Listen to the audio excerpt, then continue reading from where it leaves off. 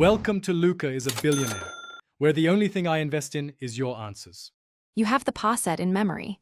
Now start by listing all comparable pairs and building an explicit edge set. Once done, add reflexive pairs so every element shows itself, then ignore self loops for later.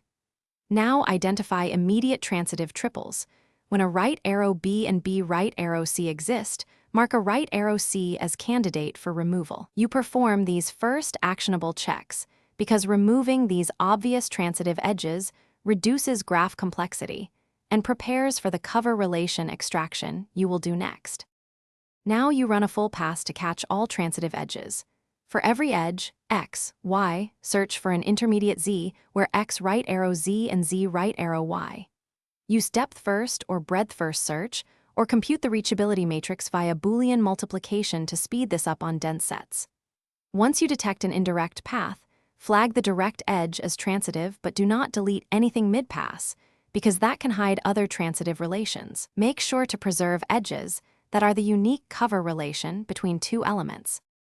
Finish by removing all flagged transitive edges in one operation, so the remaining set is the cover relation.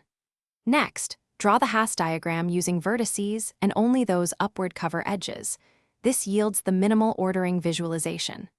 Finally, validate that the result is antisymmetric and has no cycles.